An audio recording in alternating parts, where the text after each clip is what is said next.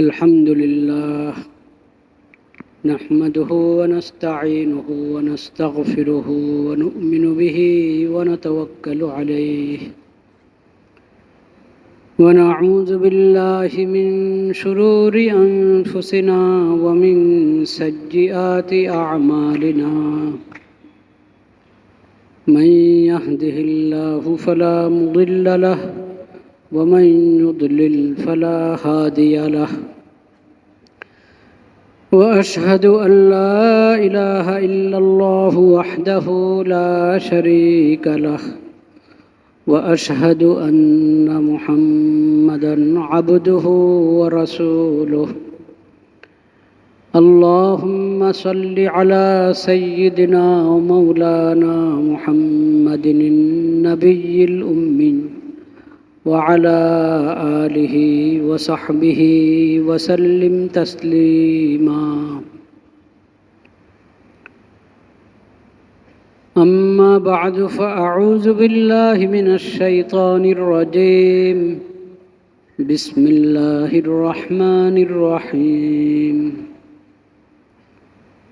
قل إنني هداني ربي إلى صراط مستقيم دينا قيما ملة إبراهيم حنيفا وما كان من المشركين قل إن صلاتي ونسكي ومحياي ومماتي لله رب العالمين لا شريك له وبذلك أمرت وأنا أول المسلمين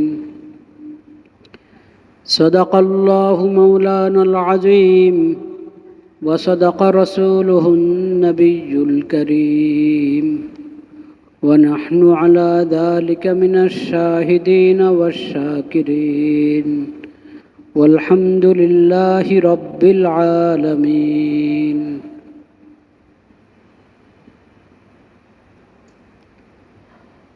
আল্লাহ রব্বুল আলামিন আমাদের জন্য, আল্লাহর বান্দাদের জন্য আল্লাহর নৈকট্য অর্জনের অনেক রাস্তা খুলে দিয়েছেন।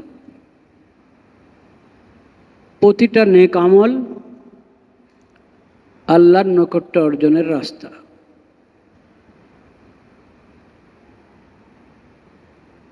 সমস্ত অপরাধ,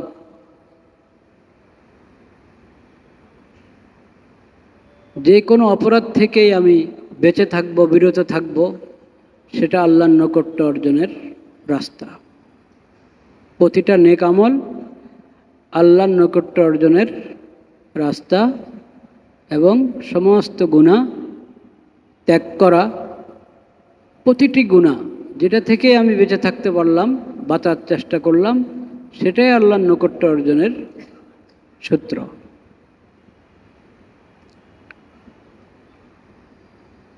নেক আমলগুলোর মধ্যে সর্বাগ্য হলো ইবাদত। ইবাদত শ্রেণীর যত নেক আমল সব আল্লাহর নৈকট্য অর্জনের সবচেয়ে বড় মাধ্যম। সেগুলোর মধ্যে আবার ফরজ যত নেক আমল, ইবাদতের মধ্যে যেগুলো ফরজ পর্যায়ের, ওয়াজিব পর্যায়ের, ওগুলো আরও মজবুত মাধ্যম, আল্লাহর কাছে আরও প্রিয় মাধ্যম আল্লাহর নৈকট্য অর্জনের।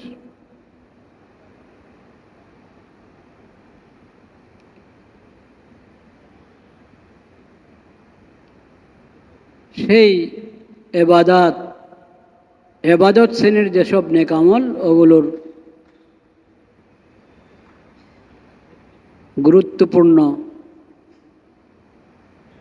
এবং ঈমানের, ইসলামের স্তম্ভ হিসাবে পরিগণিত হলো হজের আমল। হজের সাথে যুক্ত হলো কোরবানির আমল। হাজী সাহেবদের কোরবানি তো মিনা, মক্কাতে হয়, কিন্তু আল্লাহ রাব্বুল আলামিন আল্লাহর ঘরের জিয়ারতকারী হাজী সাহেবদের সঙ্গে আল্লাহ সমস্ত ইমানদার বন্দাদেরকে শরীক করেছেন এই কোরবানির আমলের মাধ্যমে। হজে তো আর সবাই যাচ্ছে না, প্রতি বছর সবাই যাচ্ছে না। কারো এমনও আছে পুরা জিন্দিগি শেষ হয়েছে, তার হজের তৌফিক হয় নাই, সামর্থ্য হয় নাই, সুযোগ হয় নাই। তামান্না ছিল আল্লাহ তৌফিক দিলে যাবে, সেও হজের সওয়াব আল্লাহর কাছে পাবে, যেহেতু তার নিয়ত ছিল শক্তি সামর্থ্য হলে যাব। সামর্থ্য হয় নাই, যায় নাই, তার তামান্না ছিল, আশা ছিল, আকাঙ্ক্ষা ছিল, সে কারণে আল্লাহ তাআলা তাকে ওই আমলের সওয়াব দিবেন।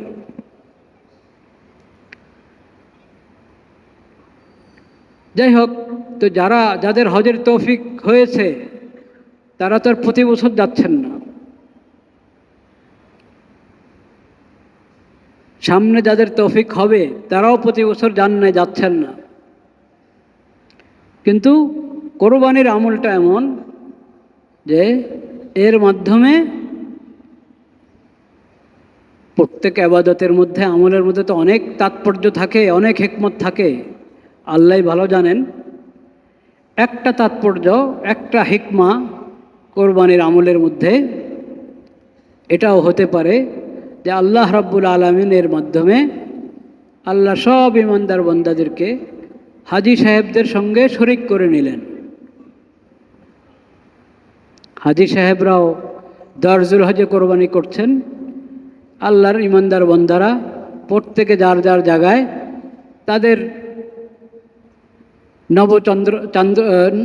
নতুন চাঁদ হিসাবে তারাও দরজুল হজে কোরবানি করছে, 10, 11, 12।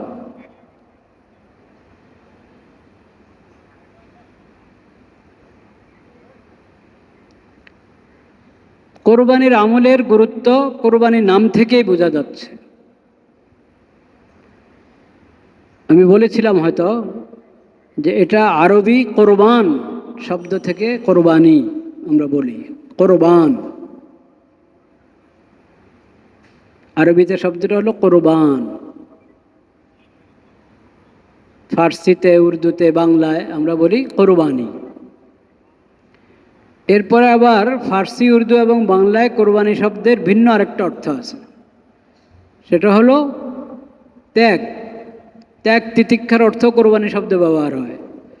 কিন্তু দরজুল হজের যে কোরবানির আমল, আল্লাহর নৈকট্য অর্জনের জন্য, আল্লাহকে খুশি করার জন্য, আল্লাহর দেওয়া রিজিক, হালাল পশু নির্ধারিত, সব হালাল পশু না। হরিণ দিয়ে কোরবানি করলে কোরবানি হবে না।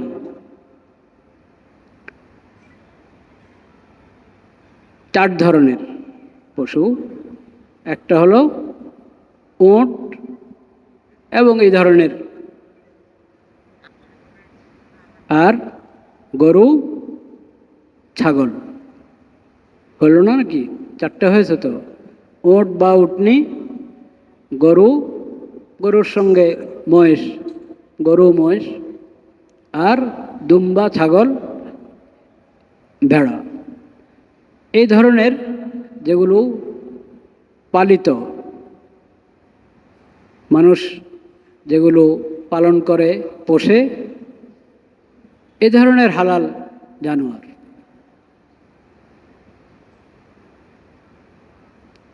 হালাল জন্তু দিয়ে কোরবানি করা, তো এটা আল্লাহর দেওয়া রিজিক। এই পশুগুলো আল্লাহর দেওয়া রিজিক থেকে আল্লাহর তৌফিকে আল্লাহর দরবারে আমরা জবাইয়ের মাধ্যমে পেশ করলাম। এই যে কোরবানির আমল, এটাকে যে কোরবানি বলা হয়, এই কোরবান শব্দের অর্থ হলো নৈকট্য অর্জন। নৈকট্য অর্জনের বিশেষ আমল।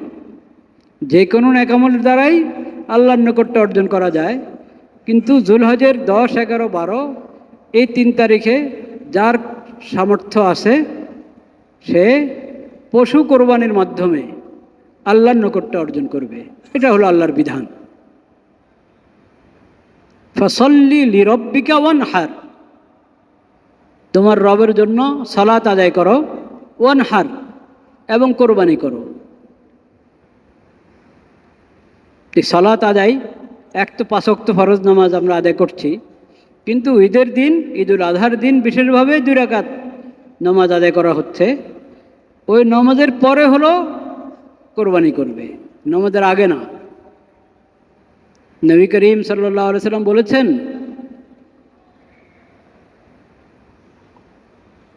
ঈদুল আজহার এই দিন, 10 জুলহজ এই দিন আল্লাহ রাব্বুল আলামিন আমার উম্মতের জন্য ঈদ ঘোষণা করেছেন।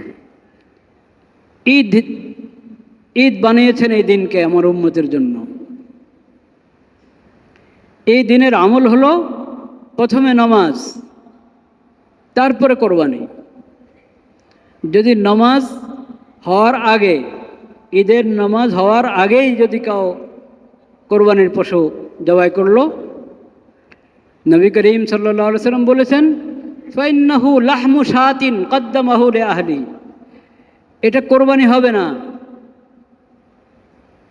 এটা কোরবানি হবে না, এটা হবে গরুর একটা জন্তু,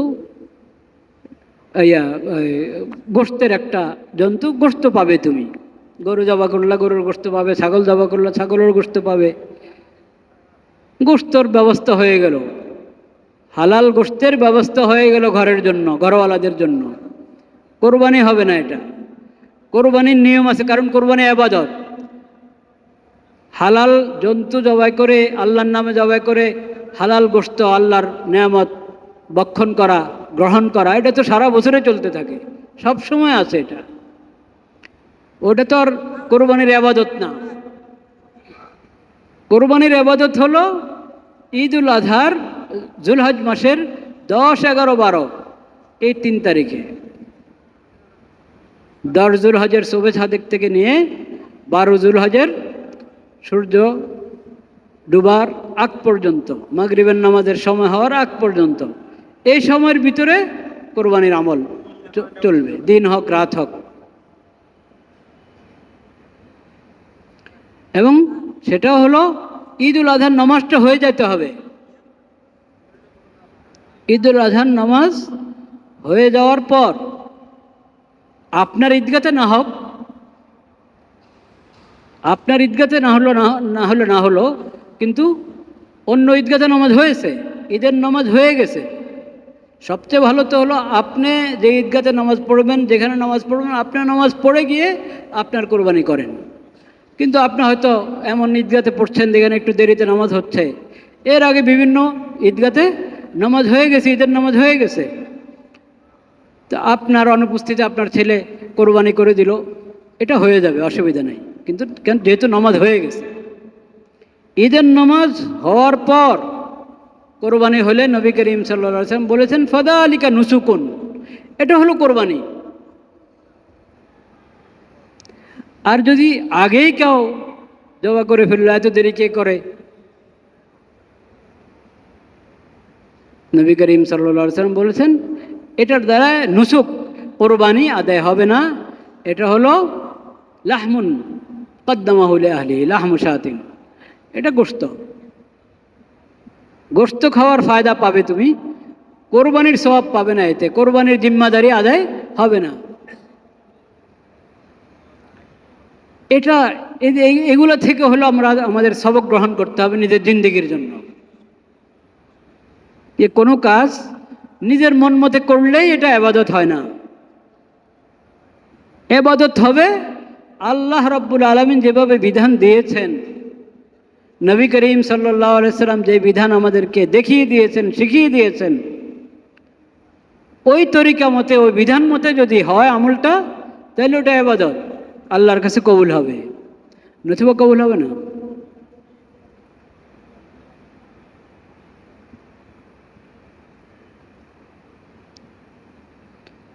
লা ইলাহা ইল্লাল্লাহ। কোরবানির শিক্ষা কি এই বিষয়ে আলোচনা হয়েছে।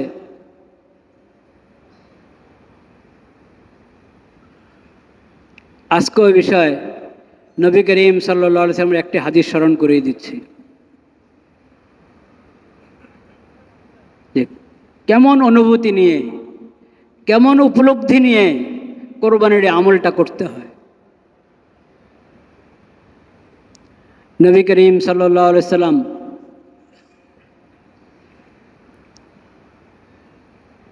একবারের কোরবানির ঘটনা, দুম্বা দিয়ে কোরবানি করলেন। উম্মুল মুমিনিন আয়েশা রাদিয়াল্লাহু তাআলা আনহাকে বলেছেন, আমাকে ছুরি এনে দাও। ছুরি আনলেন, বলেছেন ছুরিটা তুমি ধারাও। ইস হাজি, এটাকে ধারাও। উম্মুল মুমিনিন রাদিয়াল্লাহু তাআলা আনহা ছুরিটা ধার করে দিলেন। কেন এটা? নবী করিম সাল্লাল্লাহু আলাইহি ওয়াসাল্লাম বলেছেন, ইন্নাল্লাহা কাতাবাল ইহসানা আলা কুল্লি শাই। মুসলিম শরীফ সহ অনেক হাদিসের কিতাবে হাদিসটি আছে। নবী করিম সাল্লাল্লাহু আলাইহি ওয়াসাল্লাম বলেছেন কি, ইন্নাল্লাহা কাতাবাল ইহসানা আলা কুল্লি শাই। প্রত্যেক বিষয়ে, প্রতিটি জিনিসের ক্ষেত্রে আল্লাহ রাব্বুল আলামিন ইহসান ফরজ করেছেন। ইহসান, যেই কাজে তুমি করবে সুন্দর করে করবে, ভালোভাবে করবে, এবং কাজটা যার সাথে সম্পৃক্ত তার প্রতি দয়া এবং অনুগ্রহ এর দিকটা খেয়াল রাখবে। ইহসান। তোমার কাজের মধ্যে যদি দয়া মায়া আছে, এটা বোঝা যায়। তোমার কাজ সম্পাদন থেকে যাতে বোঝা যায় তোমার মধ্যে দয়া মায়া আছে, কাজটা এমনভাবে সম্পাদন করবে যাতে এখানে যার সাথে কাজের সম্পর্ক সে দয়া এবং অনুগ্রহ অনুভব করতে পারে।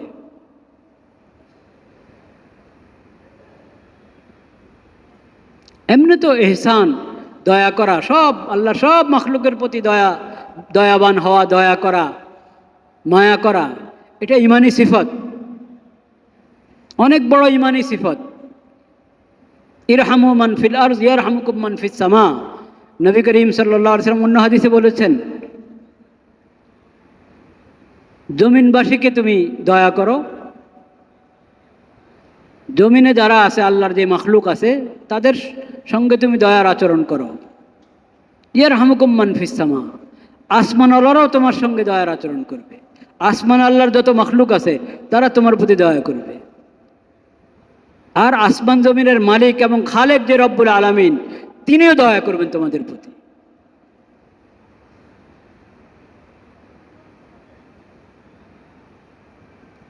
তো নবী করিম সাল্লাল্লাহু আলাইহি ওয়াসাল্লাম বলেছেন, কাতাবাল ইহসান আলা কুল্লি শাই। আল্লাহ ইহসান ধার্য করে দিয়েছেন, তাকিদ করেছেন ইহসান করতে প্রত্যেক বিষয়ে। ফাইদা যাবাহাতুম ফাআহসিনুজ যিবহা।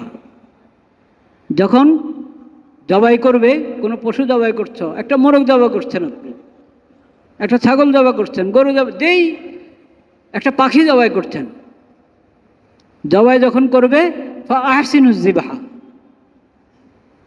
সুন্দর করে জবাই করো, এমনভাবে জবাই করো যাতে ওই পাখির, ওই পশুর কি না হয়, বেশি কষ্ট না হয়। তো যদি ছুরিটা ধারানো না হয় তো অনেকক্ষণ পর্যন্ত হাত চালাতে থাকবে, কষ্ট হবে কি হবে না? কষ্ট হবে। এরকম করো না, ধার করে নাও, অল্পতেই জবাটা হয়ে যাবে, তাহলে কষ্ট কম পাবে।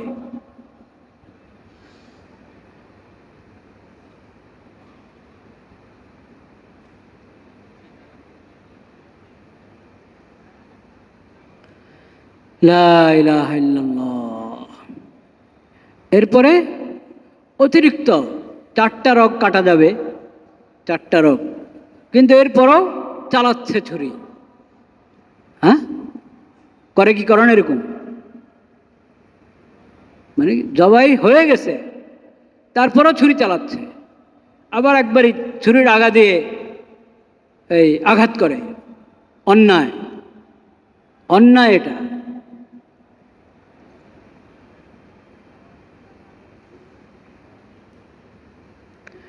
এরকমভাবে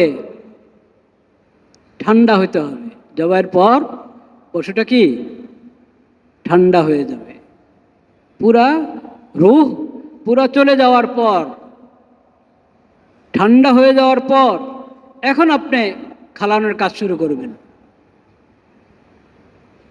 পায়ের গোড়াতে যে কাটা শুরু করে না চামড়া উঠানোর জন্য, অনেকেই কি করে, এখনো এখনো গরু কি করছে, চটপট করছে, হাত পা নাড়াচ্ছে, তখনও ওই তাড়াতাড়ি যাতে দমে যায় সেজন্য কাটা শুরু করে। এটা আরেক জুলুম, অন্যায়। এক কথা নবী করিম সাল্লাল্লাহু আলাইহি সাল্লাম বলেছেন, কাতাবাল্লাহ ইন্নাল্লাহ কাতাবাল ইহসান আলা কুল্লি শাই ফাইদা যাবাহতুম ফাহসিনুজ যিবহা।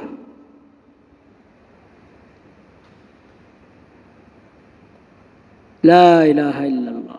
তো যে হাদিস শোনাচ্ছিলাম, উম্মুল মুমিনিন আয়েশা রাদিয়াল্লাহু তাআলা আনহাকে নবী করিম সাল্লাল্লাহু আলাইহি সাল্লাম বলেছেন, কি করো, ধার করো, ছুরিটা ধারাও। ধার করে দিলেন, নবী করিম সাল্লাল্লাহু আলাইহি ওয়াসাল্লাম জবাই করলেন। কি পড়ে? ওই যে দোয়া পড়লেন, আগের জুমায় বলেছিলাম, ইন্না সলাতি আল্লাহুম্মা ইন্নী ওয়াজ্জাহতু ওয়াজহিয়া লিল্লাযী ফাতারাস সামাওয়াতি ইন্নী ওয়াজ্জাহতু ওয়াজহিয়া লিল্লাযী ফাতারাস সামাওয়াতি ওয়াল আরদা হানিফা ওয়া মা আনা মিনাল মুশরিকিন। আর পড়লেন, ইন্না সলাতি ওয়া নুসুকি ওয়া মাহইয়ায়া ওয়া মামাতি লিল্লাহি রাব্বিল আলামিন লা শারীকা লাহু ওয়া বিযালিকা উমিরতু আনা আউয়ালুল মুসলিমিন। কোরআনের 2 আয়াত, এটা দুটোটা দোয়াও বটে। পড়ে নবী করিম সাল্লাল্লাহু আলাইহি ওয়াসাল্লাম বিসমিল্লাহ আল্লাহু আকবার আল্লাহুম্মা লাকা ওয়া মিনকা, বিসমিল্লাহ আল্লাহু আকবার পড়ে জবাই করলেন। এরপর বললেন আল্লাহুম্মা লাকা আল্লাহুম্মা মিনকা ওয়া লাকা, আল্লাহ এই নেয়ামত তো আপনার দেওয়া, আমিও আপনার সৃষ্টি, এই পশু তো আমার না, আমি এটার লালন পালন করেছি, খরিদ করে এনেছি, কিন্তু আসলে এই পশু কার সৃষ্টি? আল্লাহর সৃষ্টি। এই পশুকে হায়াত দান করেছেন কে? আল্লাহ তাআলা। আর আমার কবজায় আসলো কার রহমতে, কার দয়ায়? আল্লাহর দয়ায়। আল্লাহুম্মা মিনকা, আল্লাহ এটা আপনার পক্ষ থেকে, আপনার দান, আপনার মেহেরবানি। ওয়ালাকা, আমি আপনার দরবারে পেশ করলাম, আমি আপনার দরবারে পেশ করলাম, আপনার জিনিসটাই আপনার দরবারে পেশ করলাম। ইয়া আল্লাহ, আপনি মেহেরবানি করে কবুল করেন, আপনি মেহেরবানি করে কবুল করেন। কোনো এক কোরবানিতে নবী করিম সাল্লাল্লাহু আলাইহি ওয়াসাল্লাম এমনও বলেছেন, আল্লাহুম্মা তাকাব্বাল মিন্নি ওয়া মিন আলি মুহাম্মদ ওয়া মিন উম্মতি মুহাম্মদ সাল্লাল্লাহু আলাইহি ওয়াসাল্লাম। আল্লাহ, আপনি এই কোরবানি আমার পক্ষ থেকে কবুল করেন, মুহাম্মদের পরিবারের পক্ষ থেকে কবুল করেন, মুহাম্মদের উম্মতের পক্ষ থেকে কবুল করেন। বলেন না আলহামদুলিল্লাহ।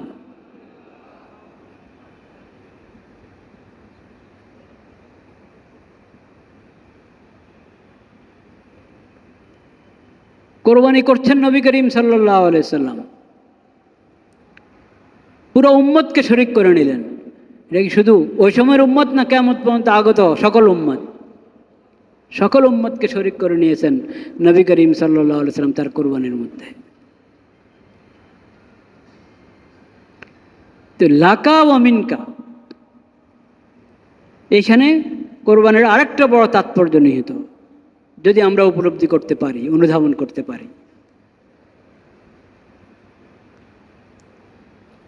আপনার পক্ষ থেকে, আপনার নিয়ামত, আপনার রিজিক, আলামা রাযাকাহুম মিন বাহিমাতিল আনআম, আল্লাহর দেওয়া রিজিক থেকে আল্লাহর শিখানো পদ্ধতিতে আল্লাহর দরবারে পেশ করো। এই জন্য এই আমলের কোনো বিকল্প হয় না। বুদ্ধিজীবীরা কোরবানির আমলের বিকল্প খোঁজে। এবাদতের কোনো কি হয় না, বিকল্প হয় না। কোরবানির কোনো বিকল্প নাই। আপনি 10 গরুর মূল্য সদকা করে দিলেন, গরিব মিসকিনকে দান করে দিলেন 10 গরুর। এখন তো কোটি টাকার গরু আছে নাকি, কোটি টাকার হক বা কোটি টাকার বানানো হয়েছে, যেভাবে হোক। তো কোটি টাকার দামের 10 গরু, কোটি কোটি টাকার দামের 10 ওঁট 100 ওঁট এর মূল্য আপনি সদকা করে দিলেন। কোটি কোটি টাকা সদকা করে দিলেন 10 তারিখে, 11 তারিখে, 12 তারিখে যুলহজের। কিন্তু বিসমিল্লাহি আল্লাহু আকবার বলে পশু জবাই করলেন না কোরবানির নিয়তে, তাহলে কোরবানি আবাদত আপনার আদায় হয়নি। কোরবানির আবাদত আদায় হবে না। কোরবানির আবাদতের জন্য কোরবানিই করতে হবে। অনেক আবার আরো বেশি বড় বুদ্ধিজীবী হয়ে দাঁড়ায়, তারা বলে যে পশুর কষ্ট হয়, পশু জবাই করার দরকার কি, এমনিও মেহমানদারির জন্য নিজেরা খাওয়ার জন্য জবাই করতে থাকে, ওখানে প্রশ্ন আসে না, ওখানে প্রশ্ন আসে না। কোরবানির সময় প্রশ্ন বসে যে পশু কমে যাবে, প্রচুর কষ্ট হবে। পশুর কষ্ট হয় কি, এটা তো আমরা দেখছি মনে হয় পশুর কষ্ট হচ্ছে, পশুর কি আসলে কষ্ট হয় কি না হয় এটা তো আল্লাহ ভালো জানেন। আল্লাহ তাআলা অনেক পশুর মধ্যে ওই অনুভূতি দিয়েছেন যে সে আল্লাহর রাস্তায় কোরবান হচ্ছে, তার মাধ্যমে কোরবানির ইবাদত পালন করা হচ্ছে।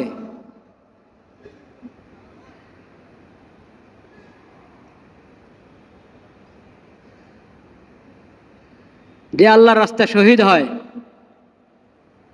যে আল্লাহর রাস্তায় শহীদ, আমার ধারণা কি সে কষ্ট পাচ্ছে না, মেরে ফেলছে। দেখেন না গাজাতে, গাজাতে কি নিধন বন্ধ হয়েছে না আরো বেড়ে চলেছে? সবাই খামোশ, সবাই খামোশ, তামাশা দেখছে মনে হচ্ছে, ভাবে মনে হয় যেন তামাশা দেখছে। মধ্যপ্রাচ্যের দেশগুলো আমেরিকার সাথে কত চুক্তি করলো, কিন্তু গাজার বিষয়ে কোনো কথা নেই।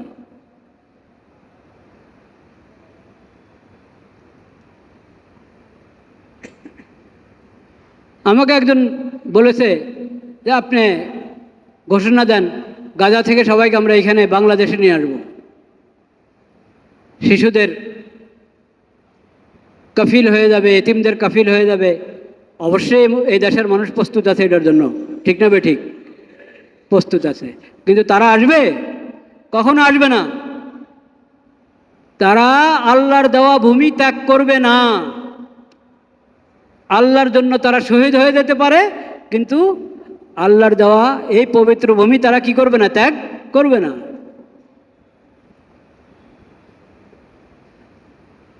কিন্তু তাদের জন্য তো কোনো সমস্যা নাই, তারা শহীদ হচ্ছে, মজলুম হচ্ছে, তাদের আখরাত নুরানি হচ্ছে, তাদের কবর নুরানি হচ্ছে, তাদের হাসর নুরানি হচ্ছে, তাদের কোনো সমস্যা নেই।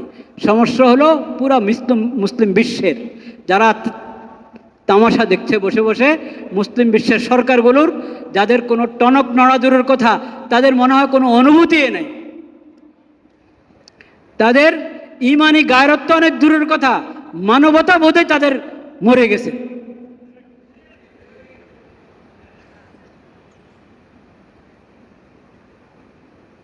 তা আমি বলছিলাম শহীদের জন্য কোনো সমস্যা নাই, যে তাকে শহীদ করছে সে হলো জাহান্নামী। সে কি জাহান্নামী। যে আল্লাহ রাস্তায় শহীদ হয়ে যাচ্ছে সে তো জান্নাতি, এবং শাহাদাতটা তার জন্য রহমত।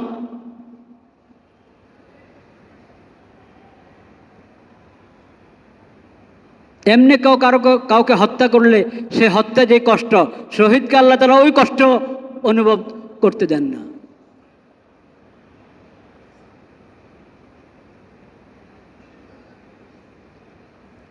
তো তোমরা যদি বুদ্ধি খাটাও আল্লাহর বিধানের বিরুদ্ধে, আল্লাহর বিধানের মোকাবেলায় বুদ্ধি খাটাও যে পশুর কষ্ট হচ্ছে, কি হচ্ছে না তুমি কি জানো?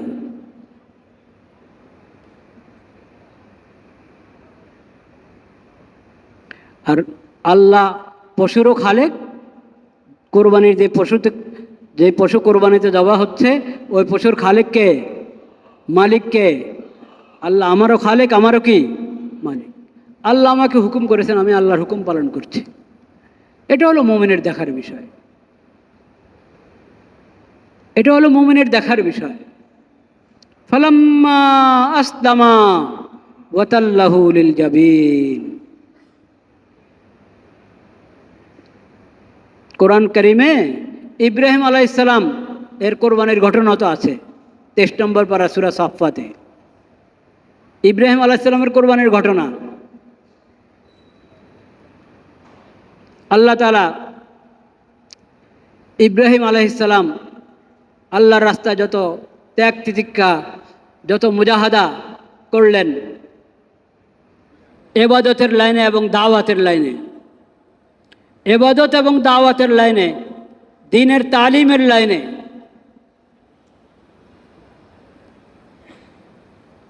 ইব্রাহিম আলাইহিস সালাম যত মুজাহাদা করেছেন ওসব মুজাহাদা মুজাহাদা আল্লাহ রাব্বুল আলামিন কবুল করেছেন।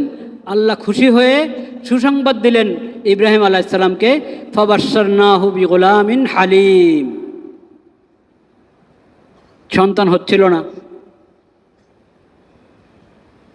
এমন বয়সে পৌঁছে গেছেন উনি, ওনার স্ত্রী, এখন আর স্বাভাবিকভাবে সন্তানের কোনো কি নাই, আশাও নেই। স্বাভাবিকভাবে আল্লাহর রহমত থেকে নৈরাশ হওয়ার কোনো অবকাশ নেই, কিন্তু স্বাভাবিক যেই দুনিয়ার নিজাম আল্লাহ করেছেন ওইভাবে আর আশা হয় না। ওই সময় আল্লাহ তাআলা খোঁজখবর দিয়েছেন যে আল্লাহ তাআলা তাকে সন্তান দান করবেন, সহনশীল সন্তান, বিগুলামিন হালিম। ফালাম্মা বালাগা মাআহুস সায়া, ও সন্তান হলো, সন্তানের এই পরিমাণ বয়স হয়েছে যে এখন বাবার সঙ্গে চলতে পারে, বাবার কাজে সহযোগিতা করতে পারে। ওই বয়সে পৌঁছার পর যখন সন্তানের প্রতি মহব্বত আরও বেড়ে যায়, হ্যাঁ, ওই বয়সে আল্লাহ তাআলা পরীক্ষা নিয়েছেন ইব্রাহিম আলাইহিস সালামের। স্বপ্নে দেখেছেন সন্তানকে কি করছেন? জবাই করছেন। নবীদের ওহী কি হয়? নবীদের স্বপ্ন কি হয়? ওহী। বলেন নবীদের স্বপ্ন কি? নবী ছাড়া আর কারো স্বপ্ন দলিল নয়। নবী ছাড়া আর কারো স্বপ্ন কি নয়? দলিল নয়। নবীদের স্বপ্ন এটা ওহী এবং শরীয়তের দলিল। উনি যখন স্বপ্ন দেখেছেন সন্তানকে জবাই করার, এই স্বপ্নের তাবির উনি এটাই বুঝেছেন যে তার ছেলে ইসমাইলকে কি করবেন? আল্লাহর জন্য আল্লাহর হুকুমে জবাই করতে হবে। ছেলেকে বললেন, ইয়া বুনাইয়া ইন্নী আরা ফিল মানামি আন্নী আযবাহুক ফানজুর মাযা তারা।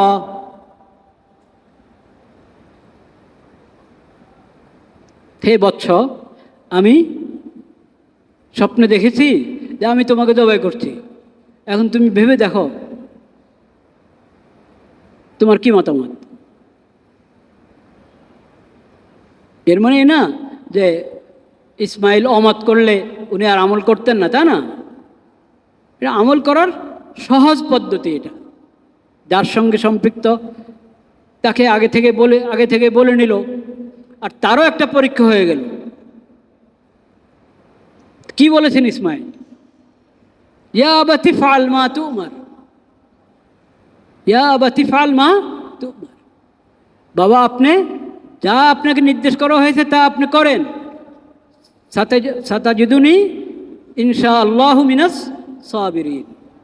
আমাকে আপনি সবরকারীদের একজন পাবেন, সবরকারী পাবেন, ধৈর্যশীল পাবেন আমাকে। আপনাকে যা নির্দেশ করা হয়েছে আপনি তা করেন। ছেলেও জানে যে নবীর স্বপ্ন কি হয়, আল্লাহর পক্ষ থেকে নির্দেশ, নবী ছাড়া অন্য কেউ না।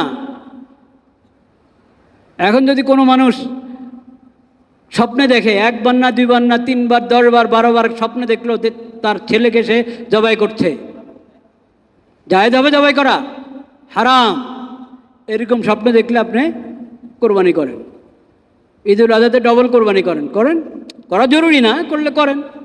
এমনিই আল্লাহর নামে পশু জবাই করে, বিসমিল্লাহ আল্লাহ করে হালাল পশু জবাই করে আল্লাহর বান্দাদের মেহমানদারি করেন, কিন্তু ছেলে জবাই করতে পারবেন না, হারাম।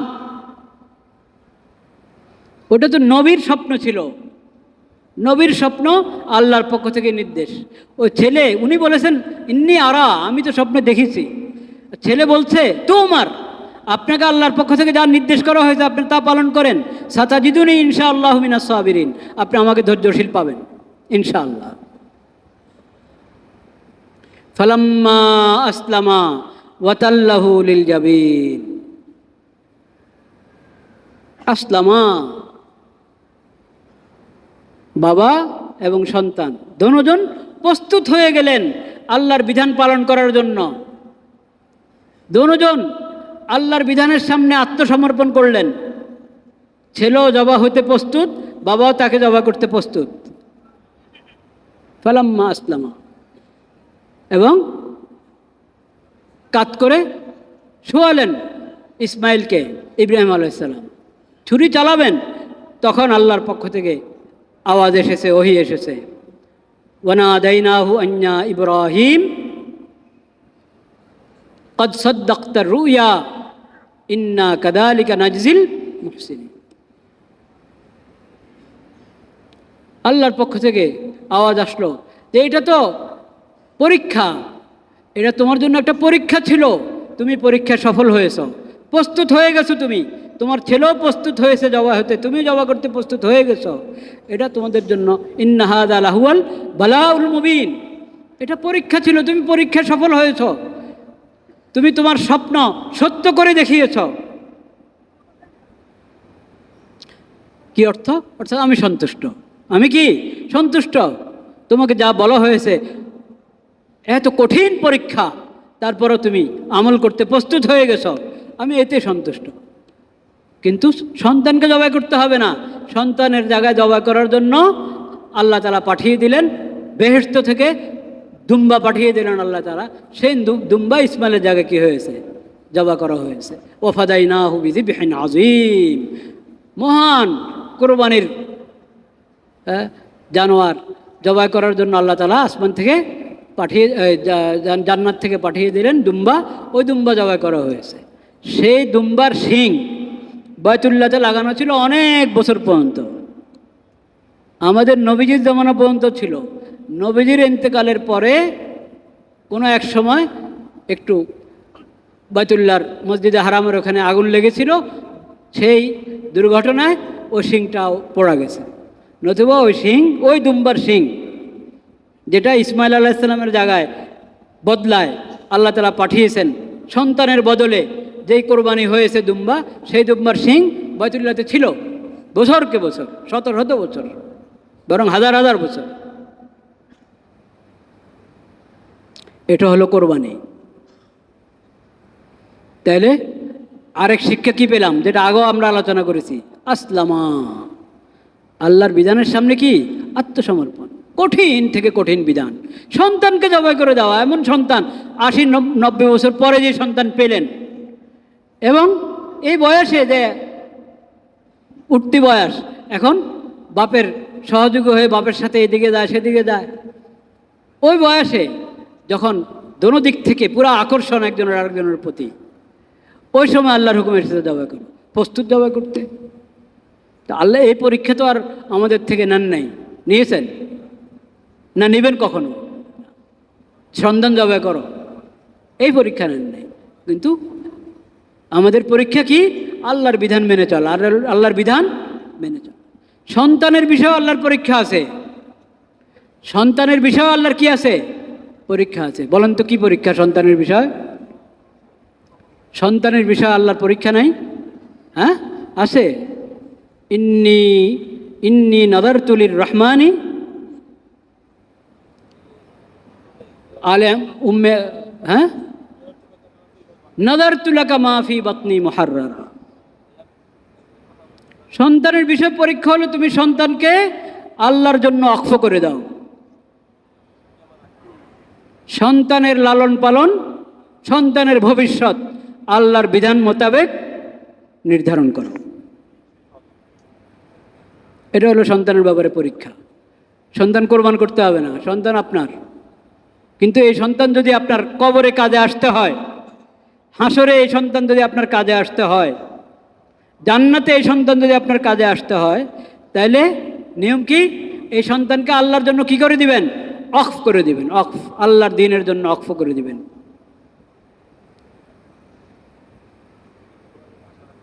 সন্তানকে মানুষ বানান, আল্লাহর নেক বন্দা হওয়া শিখান। আল্লাহর নেক বন্দা হওয়া শিখান সন্তানকে। সন্তানকে ইসলামী আদব শিখান। সন্তানকে আদর্শ মানুষ হওয়া শিখান। সন্তানকে আখিরি নবী হজরত মোহাম্মদ মুস্তফা সাল্লাল্লাহু আলাইহি সাল্লামের আদর্শ উম্মত হওয়া শিখান। মাদ্রাসায় ভর্তি করে আলেম বানান বা না বানান, মৌলবি বানান আর না বানান সেটা আপনার ইচ্ছা, কিন্তু আল্লাহর বন্দা হিসেবে তাকে গড়ে তোলেন। আখিরি নবীর আদর্শ উম্মত হিসাবে তাকে গড়ে তোলেন। একজন আদর্শ ইনসান হিসেবে, আদর্শ মানুষ হিসেবে তাকে গড়ে তোলেন। এরকম করলে আপনি তাকে দ্বীনের জন্য অক্ফ করে দিলেন। কলেজ ভার্সিটিতে পড়াচ্ছেন আপনি তাকে, যদি তার ঈমান আমল ঠিক থাকে, ঈমান আমল কি থাকে? ঠিক থাকে, তাহলে আল্লাহর দ্বীনের, আল্লাহর মাখলুকের সেবা করতে পারবে কি পারবে না? সে পারবে। জাতির সেবা করবে, দেশের সেবা করবে। কলেজ ভার্সিটিতে পড়া না জায়েজ না। কলেজ ভার্সিটিতে পড়া না জায়েজ না, অর্থাৎ জাগতিক জ্ঞান বিজ্ঞান শিখা না জায়েজ না, ওটা জায়েজ।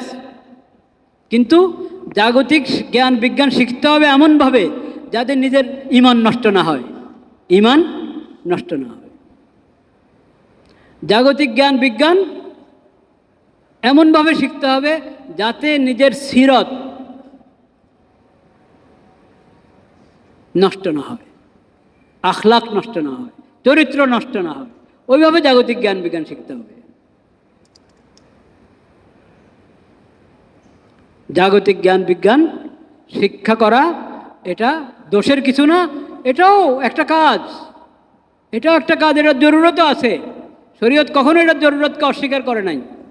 কিন্তু শরীয়ত বলে তুমি জাগতিক জ্ঞান বিজ্ঞান বেঈমানদের তরিকায় শিখো না, জাগতিক জ্ঞান বিজ্ঞান ঈমানদারদের তরিকায় শিখো। জাগতিক জ্ঞান বিজ্ঞানের মনীষী, মুসলমান মনীষী আগের যুগে ছিল কি ছিল না? ছিল। আরে আপনারা জেনে অবাক হবেন, বা অনেকে অবশ্যই জানেন, পশ্চিমাদের যত বিজ্ঞানের উন্নতি ও সব কিছুর গোড়াতে হলো মুসলিম মনীষীদের অবদান। বলেন সুবহানাল্লাহ।